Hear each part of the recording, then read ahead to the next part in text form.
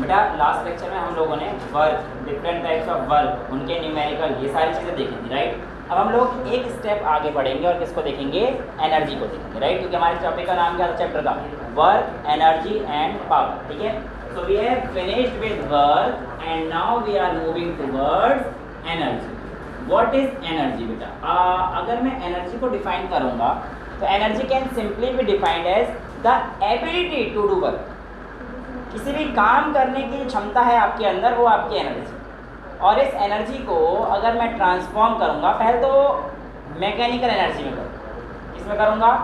Mechanical. बहुत सारे types of energy हम लोग आगे देखेंगे, बट एनर्जी के अभी जो मेन दो फॉर्म्स, मैकेनिकल भी छोड़ दो, मेन दो फॉर्म आपको पढ़नी है कौन सी है? एक काइनेटिक एनर्जी है और एक पोटेंशियल एनर्जी। अब एक काइनेटिक एनर्जी क्या है, पोटेंशियल एनर्जी क्या है, इसको आज हमें जानना है, ठीक है। देखिए, सबसे पहले आज हम लोग शुरुआत करते हैं काइनेटिक एनर्जी से। इससे करते हैं बेटा काइनेटिक एनर्जी से। काइनेटिक एनर्जी क्या होती है? देखो, मैं आप लोगों से इस मार्कर को, अभी यहाँ पर रेस्ट पर है, इसे ही फेंक के मारूंगा, किसी के टांट पे लगेगी जाके, अगर चोट ना चोट तो कुछ ना कुछ तो चोट पहुँचाएगी। तो ये क्यों पहुँचा पा रही है? क्योंकि इसके अंदर एक एनर्जी आ गई, इसके अंदर एक एनर्जी आ गई है। और वो एनर्जी कब आई? जब मैं तुम्हें फेंक के मारूंगा। रखे रखे यहाँ से तो भी चोट नहीं पहुँचाएगा ना बेटे। जब मैं इसे फेंक के मारूंगा तो इसके अंदर क्या हो रही होगी? एक एनर्जी, एक वेलोसिटी आ रही है, क्योंकि बॉडी मोशन में है, राइट। तो आप कह सकते हो कि जब भी आप लोगों के पास एनर्जी आती है किसी ऑब्जेक्ट के अंदर,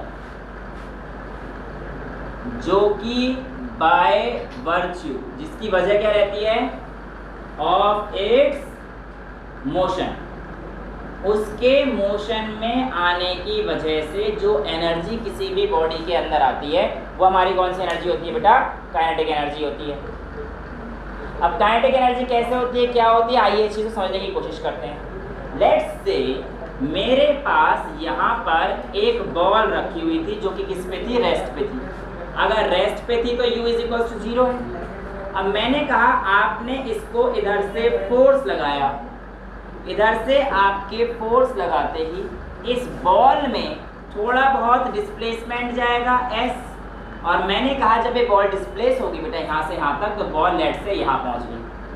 अब यहाँ पे रेस्ट में थी, बट यहाँ पे तो भी आएगा कुछ ना कुछ, ये बात तो हमें पता है। हमें इक्वेशन ऑफ मोशन पता है, v² - u² = 2as। अगर मैं बोलूँ इस बॉडी का एक्सीलरेशन कितना है, तो आप लोग बोलेंगे सर v² / 2s = a, क्योंकि u तो हमारे पास क्या था? 0। तो v² = 2s हो जाएगा और a = v² / 2s हो जाएगा। यहाँ तो कोई दिक्कत नहीं है। मैंने आप लोगों से सिंपल पूछा कि यहाँ से यहाँ तक पहुँचने में आप लोगों का वर्क कितना हुआ होगा, तो आपने कह दिया सर ये तो हमें बहुत अच्छे से पता है, वर्क मतलब होता है फोर्स इनटू डिस्प्लेसमेंट। और डिस्प्लेसमेंट सर आपने एस दी थी। अगर आप फोर्स की बात करोगे और बॉडी का हमें एम दे रखा होगा, तो हमने ए निकाल रखा है, तो मैं लिख सकता हूँ एम × a × s। यहाँ तक किसी बच्चे को कोई दिक्कत? अब ये a की वैल्यू बेटा मैंने कितने रखे? v² / 2s। तो यहाँ पर जो वर्क डन आ जाएगा m v² / 2s × s आ जाएगा बेटा। s हो जाएगा, तो ये वर्क डन किसके इक्वल हो जाएगा? Half mv²। और यही जो वर्क डन होता है, जो किसी बॉडी के मोशन में आने से उसकी वेलोसिटी से डिटरमाइन किया जाता है, वही वर्क डन किसके इक्वल होता है? Kinetic energy. तो जो वर्क है is a form of energy, work is a form of energy, right. Energy एक बड़ा डोमेन है, उसके नीचे कितने सारे डोमेन है, कितने टाइप से वर्क कर सकते हैं, हम लोग देखेंगे। ये अभी हम लोगों की किस में थी? काइनेटिक एनर्जी जो हमारे पास आई, किस तरीके से आई, समझ में आया? यहाँ तक समझ में आया? अब ये जो हमारे पास वैल्यू थी, ये किसके लिए थी? देखो, आप लोगों को वेरिएबल फोर्स मैंने पढ़ाई थी और एक कांस्टेंट फोर्स पढ़ाई थी। यहाँ पर तो एक कांस्टेंट फोर्स लग रही थी, लेकिन अगर मैं बोलता हूँ मेरे को वेरिएबल फोर्स के लिए डिफाइन करनी है काइनेटिक एनर्जी, वेरिएबल फोर्स में कराया था ना, X plane, Y plane, Z plane वाली पूरी करा चुका हूँ, राइट। तो कांस्टेंट फोर्स की वजह से सिंपल हो गई मेरे पास। अब मैं आप लोगों से कहता हूँ कि मुझे work done by variable force चाहिए। अगर काइनेटिक एनर्जी को मेरे को ड्राइव करना है वेरिएबल फोर्स के थ्रू, तो कुछ भी नहीं है। देखो F = ma होता है, F is equals to M A होता है। अब W is equals to F dot S होता है, राइट। मैंने कहा कि F डॉट एस होता है ना, छोटा सा वर्ड के लिए DW, तो F डॉट ds हो जाएगा। क्लियर, यहाँ तो कोई प्रॉब्लम नहीं है। मैंने बोला कि F is equals to M A होता है, तो DW is equals to M A dot ds। अच्छा, एक्सेलरेशन को मैं कैसे लिख सकता हूँ, ये बात हम लोग अच्छे से जानते हैं, A is equals to dv over dt। यहाँ तक किसी बच्चे को कोई डाउट है? नहीं है, ठीक है। सिंपल सी मैं इस बात को आगे बढ़ा देता हूँ, DW is equals to M dv over dt into S. यहाँ तक किसी बच्चे, ये ds, किसी बच्चे को कोई डाउट? भाई ए को मैंने चेंज कर दिया। अच्छा, प्लीज मेरे को अलाउ कर दो कि मैं ds अपॉन dt को भी लिख सकूं, velocity is equal to ds upon dt। So if you are allowing me to do this, तो I can write m dv dot v। भाई ds अपॉन dt को v लिखते हैं, dv कैसे रहती है। अब मैं इंटीग्रेट कर देता हूँ, भाई वर्क डन है, मेरे पास वेरिएबल फोर्स, राइट। तो dw का इंटीग्रेशन और v डॉट dv का इंटीग्रेशन, m तो कांस्टेंट, m तो बाहर आ जाएगा, m तो बाहर आ जाएगा। v डॉट dv का इंटीग्रेशन करना है, dw का इंटीग्रेशन करना है, तो मेरा dw का इंटीग्रेशन क्या हो गया, w is equals to m बाहर, v डॉट dv का इंटीग्रेशन v स्क्वायर बाय 2। क्या ये आप लोगों के पास हाफ mv स्क्वायर के इक्वल आ गया? हाँ जी। चाहे आप ऐसे प्रूफ कर दो, चाहे आप ऐसे प्रूफ कर दो। ये कांस्टेंट फोर्स, देखो यहाँ पे फोर्स कांस्टेंट थी, यहाँ पर फोर्स कांस्टेंट थी। अब यहाँ पे अगर वेरिएबल कर रही है तो हमारे पास किस तरीके से जाएगी, हमारे पास यहाँ से कहानी। क्लियर है, कोई दिक्कत तो नहीं है किसी को? तो ये जो कहानी आती है हमारे पास, ये किसकी आती है बेटा, काइनेटिक एनर्जी की आती है। यहाँ तक किसी बच्चे को कोई प्रॉब्लम नहीं। अब मेरे पास जो अगली एनर्जी है वो कौन सी है बेटा, पोटेंशियल एनर्जी। क्या है? Potential energy. पोटेंशियल एनर्जी क्या होती है उसकी अगर मैं बात करता हूँ तो मैं आप लोगों को यहाँ पर ऐसे लिख देता हूँ, पोटेंशियल एनर्जी। और the energy possessed by an object by virtue of its, motion को हटाकर सिंपल क्या लिख देता हूँ बेटा, उसकी पोजीशन की वजह से। इसकी वजह से, पोजीशन की वजह से। पोजीशन की वजह से क्या होगा, कैसे होगा, आइए इस चीज़ को समझने की कोशिश करते हैं। देखो, मैंने कहा आप लोगों से कि आप लोगों के पास एक ईंट है। क्या है? ईंट, अद्दा मान लो।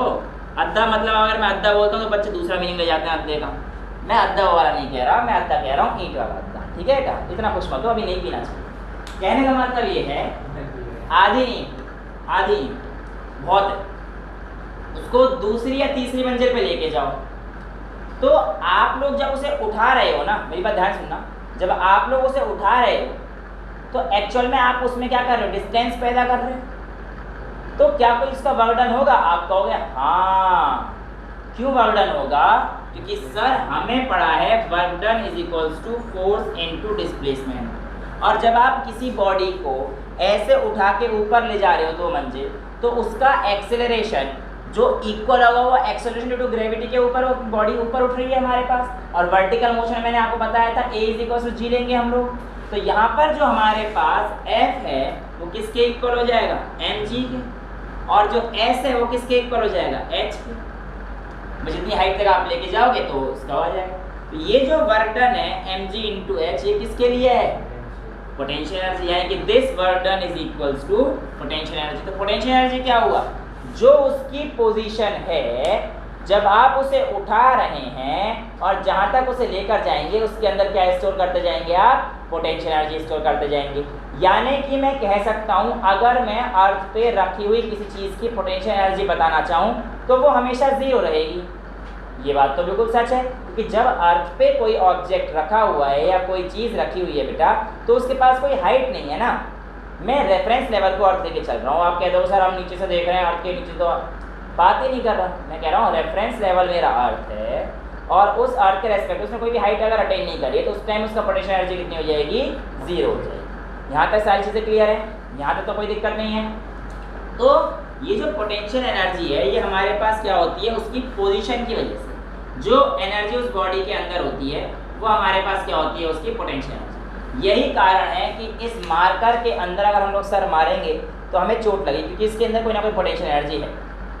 इसके मास की वजह से भी है और जितना इसके हाइट पे लेके जा रहा है उतना तो है। जैसे जितना ऊपर से फेंकूंगा इतनी चोट मेरे को ज़्यादा लगेगी। ठीक है, हाँ ये बात बिल्कुल सही है।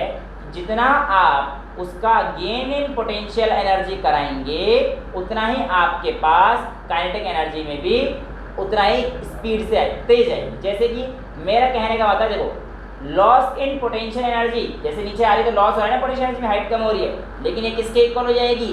Gain in kinetic energy. Loss in potential energy किसके इक्वल हो जाएगी? Gain kinetic energy. तो ये चीज हमेशा याद रखना बेटा, लॉस इन पोटेंशियल एनर्जी बराबर होता है गेन इन काइनेटिक एनर्जी के, और जो टोटल एनर्जी होती है, या सिंपल भाषा में मैंने सबसे पहले एक वर्ड यूज किया था मैकेनिकल एनर्जी, जो टोटल मैकेनिकल एनर्जी होती है वो हमेशा potential energy plus kinetic energy के इक्वल होती है, और जो कि हमेशा क्या रहने वाली है? कांस्टेंट है। तो total energy of a body वो कभी भी इक्का दुक्का इधर उधर ऊपर नीचे जाने से उसके अंदर कोई भी बदलाव नहीं आता है, और वो हमेशा क्या रहती है बेटा? कांस्टेंट रहती है। समझ में आ रहा है? यहाँ पर आप लोगों के पास एक छोटा सा कॉन्सेप्ट आता है, किसका? Work energy theorem. किसका आता है? वर्क एनर्जी थ्योरम का।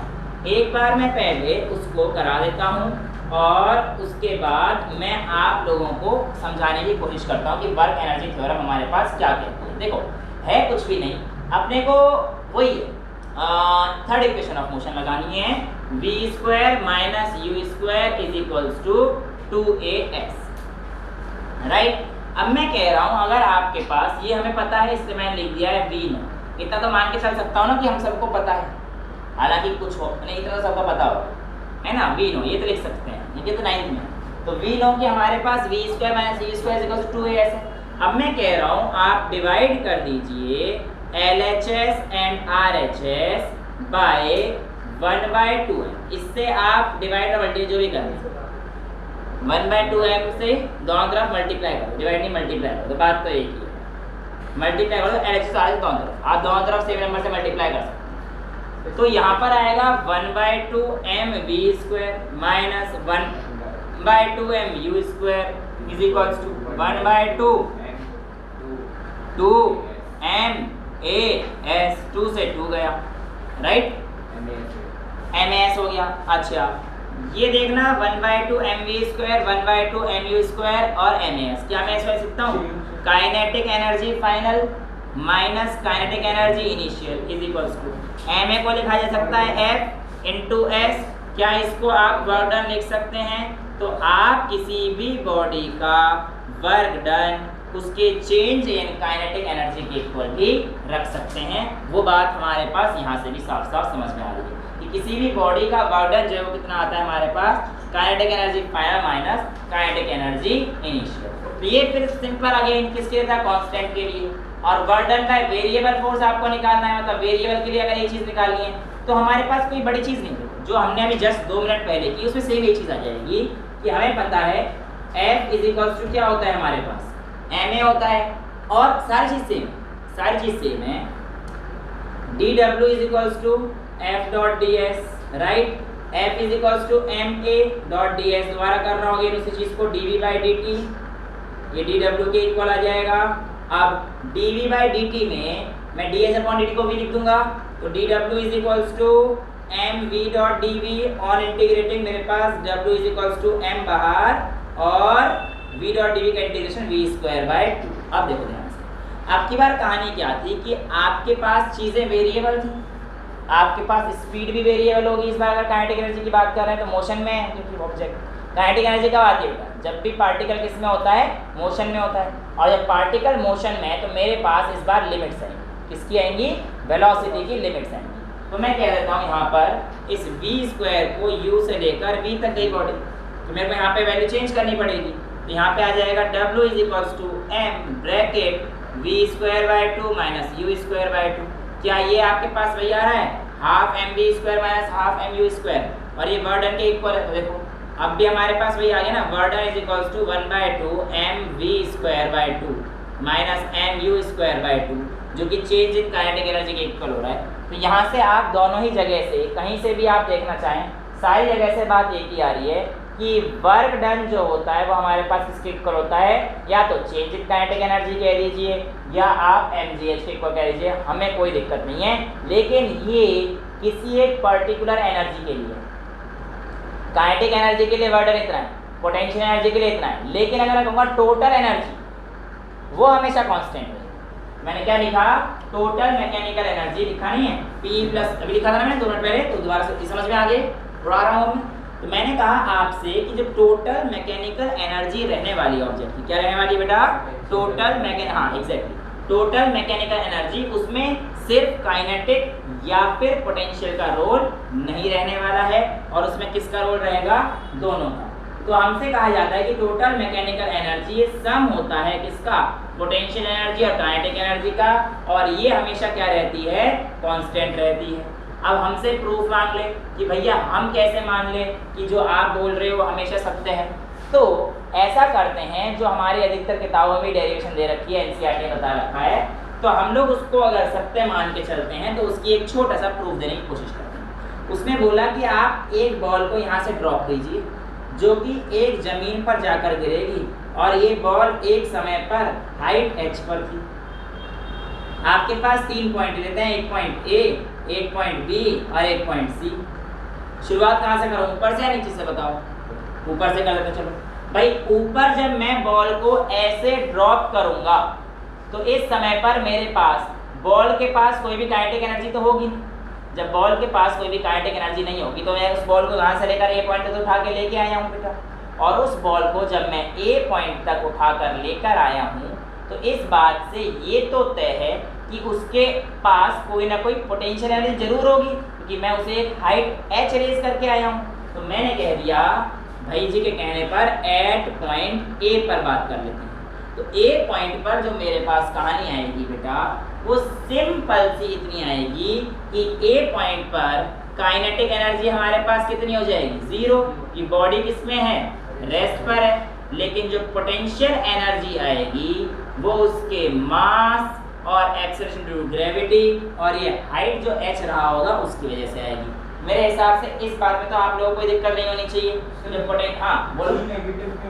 बेटा, हाँ ओके, ये आप लोगों ने बोला है कि सर जी नेगेटिव क्यों नहीं होता है। देखो, मैंने आप लोगों को उस दिन ही समझाया था, जब हम इक्वेशन ऑफ मोशन कर रहे हैं तो हमारे पास सारी की सारी चीज़ें जी नेगेटिव को लेकर करी जाएंगी, और मैंने सारे क्वेश्चन आपको 10 या 12 उससे ऊपर क्वेश्चन सारे सॉल्व करके दिखाए थे, जिसमें ऊपर जाने वाली चीज़ें सारी पॉजिटिव ले रहे थे, नीचे आने वाली चीज़ें सारी नेगेटिव ले रहे थे, चाहे वो V हो, U हो, S हो या हो, और मैंने जी हमेशा नेगेटिव के लिए बोला था। ठीक है, एक्चुअल में वहाँ पर हम लोग सारी चीज़ें डिस्प्लेसमेंट से लेकर या फिर कोई ऐसी क्वांटिटी से लेकर बात कर रहे थे जो कि हमारी वेक्टर क्वांटिटी थी, जो हमारी डायरेक्शन ओरिएंटेड क्वांटिटी थी, जिसका चेंज होने पर हमारे पास फर्क पड़ जाता है।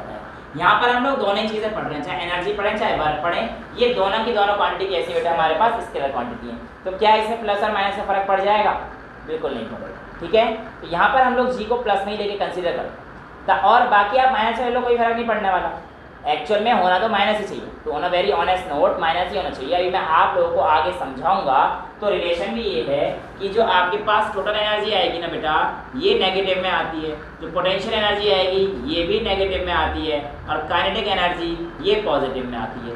ये चीज़ हमारे पास इस तरीके से आएगी। जब मैं थोड़ा सा स्टेप आगे बढ़ाऊँ, यहाँ पे आपने लोगों से बोला था जी नेगेटिव क्यों लिया, मैंने 2 रीज़न आपको, एक मेरे को अभी ये वाला पॉइंट आपको कराना है, दूसरा मैं सारे स्केलर फॉर्म की बात करता हूँ, और अगर आप कहेंगे मैं नेगेटिव सॉल्व कर लूँगा, मुझे कोई दिक्कत है। हाँ, पोटेंशियल एनर्जी अगर नेगेटिव आएगी तो फिर वो स्केलर कैसे होगा? अब बेटा देखो, मैंने आपको ये चीज़, स्केलर का मतलब ये नहीं है कि नेगेटिव नहीं आ सकती, स्केलर का मतलब उसके पास मैग्नीट्यूड है, तो नेगेटिव का कोई मैग्नीट्यूड भी तो हो सकता है बेटा। ये बात तो बिल्कुल गलत है कि नेगेटिव सिर्फ डायरेक्शन देता है, नेगेटिव मैग्नीट्यूड का भी हो सकता है बेटा, राइट। मैं आप लोगों को यहाँ पर ये प्लस और माइनस नहीं बता रहा हूँ, क्योंकि मेरे को ये आप लोगों को आगे के लिए बचा के रखना है, क्योंकि वहाँ पे आप कंफ्यूज हो जाएगा। अगर मैं यहाँ पे इंट्रो कर दूँगा तो मुझे कोई दिक्कत नहीं, लेके आ जाएंगे, बट हम लोग कंफ्यूज ना हो, क्योंकि ग्रेविटेशनल पोटेंशियल एनर्जी हम लोग पढ़ेंगे अभी अगली क्लास में जहाँ तक है, तो उस टाइम पढ़ाऊँगा कि du/dx मुझे नेगेटिव चाहिए, है ना। और अब मैं नेगेटिव की बात आएगा ही तो नेगेटिव की बात छेड़ ही देता हूँ। बेटा याद रखना, जितना हमारे पास मॉलिक्यूल नेगेटिव एनर्जी में रहता है उतना स्टेबल रहता है, ठीक है। जितनी ज़्यादा ग्रेटर नेगेटिव एनर्जी रहेगी उतना हमारे पास स्टेबिलिटी रहेगी। ये क्यों होता है, क्या होता है, जब मैं आप लोगों को स्टेट्स ऑफ मैटर पढ़ा रहा हूँगा केमिस्ट्री का, फॉर्चुनेटली अनफॉर्चुनेटली नहीं पढ़ा रहा हूँ, तब मैं आप लोगों को और डिटेल में बता दूंगा कि हमारे पास ये चीज़ें नेगेटिव क्यों है। ठीक है, अभी आगे बढ़ सकते हैं इस टॉपिक पे। ओके, तो पोटेंशियल आप माइनस भी ले सकते हो, मुझे कोई दिक्कत नहीं है क्योंकि वैल्यू सेम आएगी सबकी। पोटेंशियल एनर्जी आपके पास क्या आ गई बेटा, mgh आ गई। अब मैं क्योंकि काइनेटिक एनर्जी 0 है, पोटेंशियल एनर्जी है, तो टोटल एनर्जी कितनी हो जाएगी बेटा 0 प्लस mgh, क्योंकि potential energy plus kinetic energy कितनी आ गई mgh। अब मैं एट पॉइंट सी करके देख लेता हूँ, एट पॉइंट सी किस पे बता रहा हूँ, एट पॉइंट सी। तो सी पॉइंट पर देखो बेटा पोटेंशियल एनर्जी तो 0 हो जाएगी क्योंकि यहाँ पे तो हाइट है ही नहीं, तो आपके पास पॉइंट सी पर पोटेंशियल एनर्जी 0 है। बट काइनेटिक एनर्जी हमारे पास कितना होता है 1/2 mv², और v² कैसे करेंगे, तो आप कहेंगे v² माइनस u² 2gh। चलेगा। बॉडी हमने कहाँ से शुरू करी थी, ऊपर से, यानी कि रेस्ट से। रेस्ट का मतलब u कितना है मेरा 0, तो बेटा ये वाली टर्म हो जाएगी 0, तो आप लिख सकते हो v² 2gh और v √2gh लिखा जा सकता है। तो यहाँ पर मैं v² की जगह क्या लिख सकता हूँ 2gh सीधा लिख दूँ, v² की जगह सीधा 2gh लिख दूँ, तो आप कह दोगे सर आपकी काइनेटिक एनर्जी आ गई है 1/2 × m × 2gh, आपका 2 से 2 गया, तो यहाँ पर भी आपके पास काइनेटिक एनर्जी mgh आ गई है। टोटल एनर्जी आप यहाँ पर निकालोगे सर तो भी आपके पास 0 प्लस mgh आएगी, जो कि आपके पास ओवरऑल कितनी हो जाएगी mgh के इक्वल हो जाएगी, यानी कि 8.a ठीक है, 8.c ठीक है सर। सर ये तो हम वैसे भी निकाले थे, 8.b का बताओ कुछ।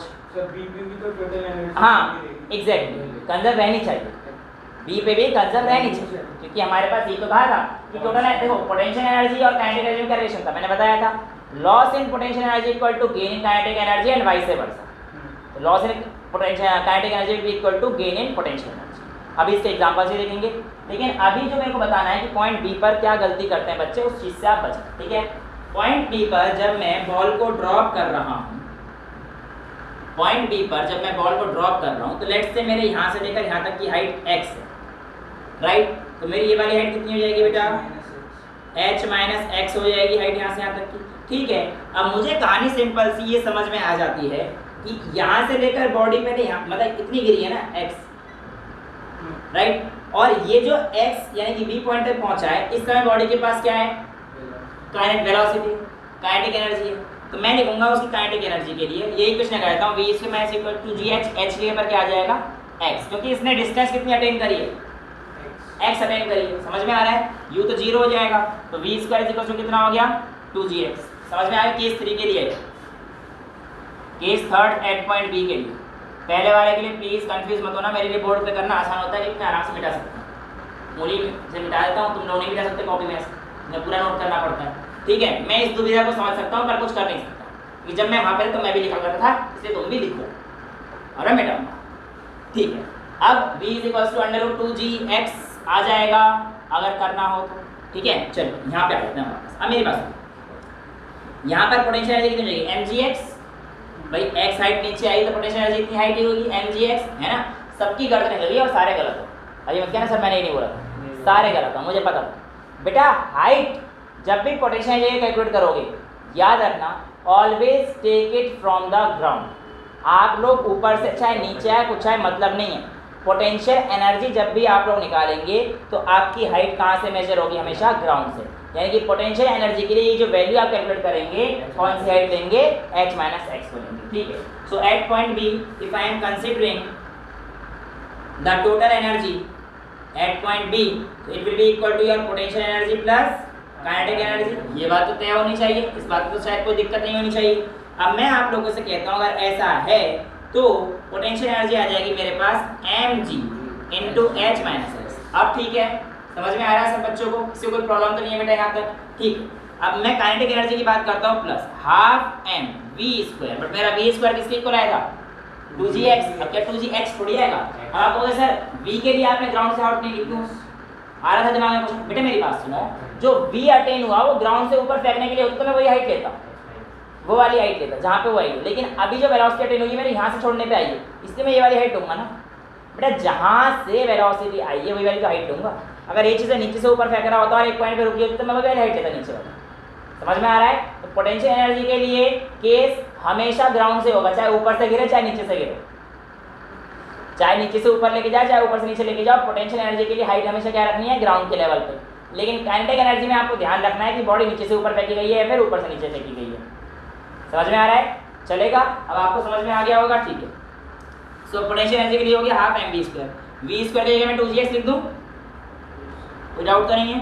ठीक है, तो मैंने लिख दिया 2gx, 2 से 2 गया mgx, मल्टीप्लाई कर दो तो क्या आएगा mgh minus mgx plus mgx, इससे गया टोटल एनर्जी अपनी क्या आ गई बेटा आप लोगों के पास mgh। ठीक है, ये कहानी क्लियर है, इसमें तो कोई दिक्कत नहीं है। तो ये आप लोगों के पास जो एनर्जी से रिलेटेड चीज़ें हैं कि हमारे पास एनर्जी क्या होती है, मैकेनिकल एनर्जी क्या होती है। मैकेनिकल एनर्जी क्या है बेसिकली, जो मैकेनिकल फॉर्म जब काम करते हैं उस दौरान जो हमारे पास एनर्जी आती है वो मैकेनिकल एनर्जी है हमारे पास, जो कि किस फॉर्म में डिवाइड हो रही है हमारे पास, पोटेंशियल एनर्जी और काइनेटिक एनर्जी की फॉर्म में डिवाइड हो रही है। पोटेंशियल एनर्जी क्या होती है, किसी बॉडी के हाइट की वजह से, उसकी पोजीशन की वजह से जो एनर्जी उसके अंदर आती है वो कौन सी एनर्जी होती है हमारे पास, पोटेंशियल। और जब बॉडी मोशन में आएगी उस दौरान जो उनके अंदर एनर्जी होगी वो कौन सी होगी हमारे पास, काइनेटिक एनर्जी। ठीक है, एक टॉपिक है इसके बाद छोटा सा, वो मैं आप लोगों को अभी कराता हूँ, है ना। वो वैसे आप लोगों को आना भी चाहिए और उसके शायद हम लोग न्यूमेरिकल सेशन जो हुआ था उसमें हम लोग उसकी प्रैक्टिस भी कर चुके हैं। ठीक है, तो वो टॉपिक एक्चुअल में है यहीं से रिलेटेड, इसलिए मैं लिखवा देता हूँ यहाँ पर एक बार दोबारा आप लोगों को। बट मैंने उसके न्यूमेरिकल आपको करा दिए थे, एक बार वो न्यूमेरिकल दोबारा से याद दिलाने के लिए आपको एक न्यूमेरिकल आज करा दूंगा।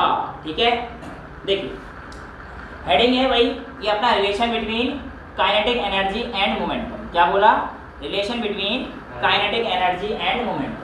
तो इसमें जो है आपका 1 या 2 नंबर में आपके जो स्कूल के एग्जाम्स होंगे उसमें पूछा जा सकता है कि बताइए भैया क्या रिलेशन होता है, what is the relation between kinetic energy and momentum.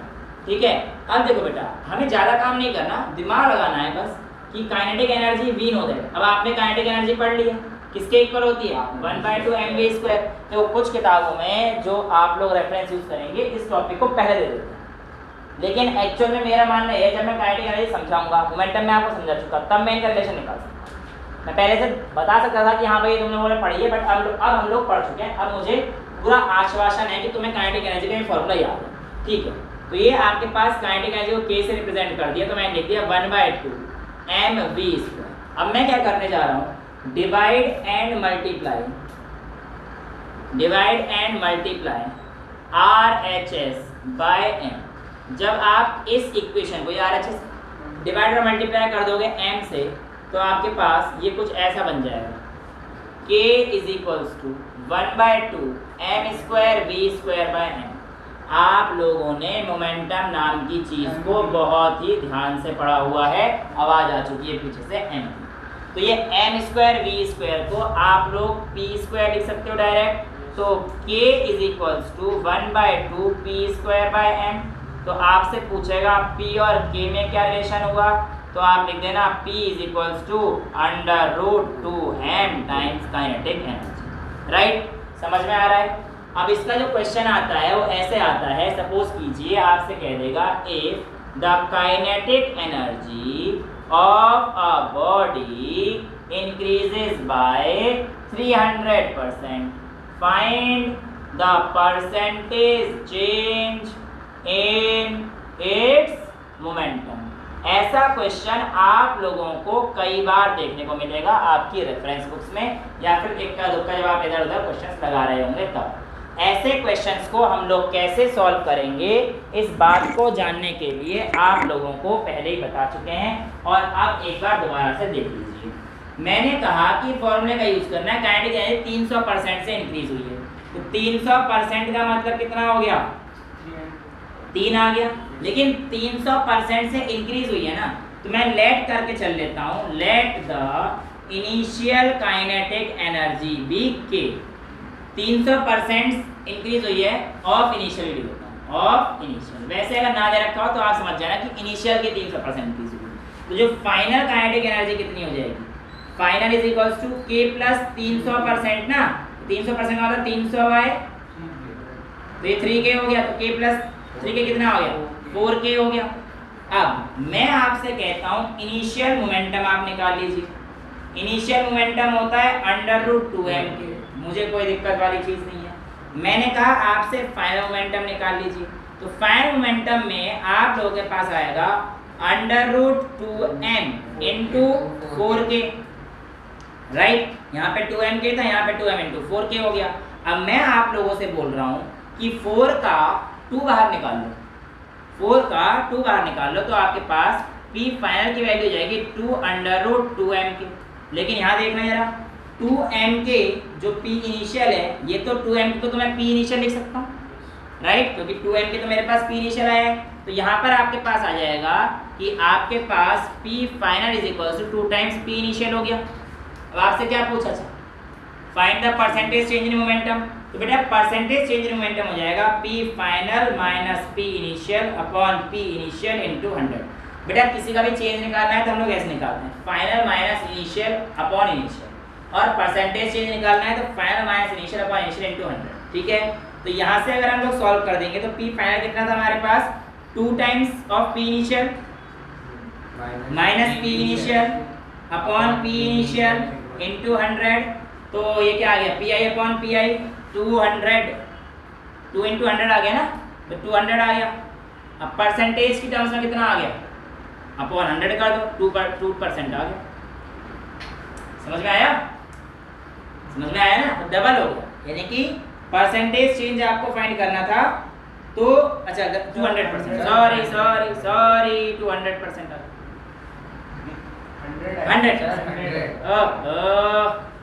2 minus, हाँ ठीक है, पी आई से पी आई कट जाएगा और आपके पास, यानी कि जब आप 300% से आप लोग किसी की काइनेटिक एनर्जी को बढ़ाएंगे तो उनके मोमेंटम में आने वाला चेंज कितना होगा बेटा, 100%, यानी कि डबल हो गया। बिल्कुल यही तो हुआ, देखो पी फाइनल 2 टाइम्स हुआ पी इनिशियल, राइट। अब यहाँ पर आप लोगों के पास ऐसी एक क्वेश्चन है जिसमें डिग्रीज दे रखा होता है, तो डिग्रीज किससे करोगे, इनिशियल में से माइनस करोगे, ठीक है, वो चीज़ हो। जैसे हमने यहाँ पे कराया ना, के फाइनल जो आया है हमारे पास वो कितना आया, इनिशियल प्लस 300%, जब वहाँ पे डिग्रीज होगा तो आप करोगे इनिशियल माइनस जो डिग्रीज परसेंट का, राइट। तो ये चीज़ हम लोग यहीं पर रखेंगे। आज के लिए इतना ही रखते हैं, अगली क्लास से हम लोग न्यूमेरिकल सेशन और थोड़ा सा आगे ही बढ़ेंगे। एनर्जी के बाद अभी थोड़े से 2-3 न्यूमेरिकल करेंगे अच्छे, फिर हमारे पास कॉन्सेप्ट ऑफ स्टेबिलिटी वगैरह पढ़ना है, ठीक है। आज के लिए इतना ही रखते हैं, that's all for today, thank you so much.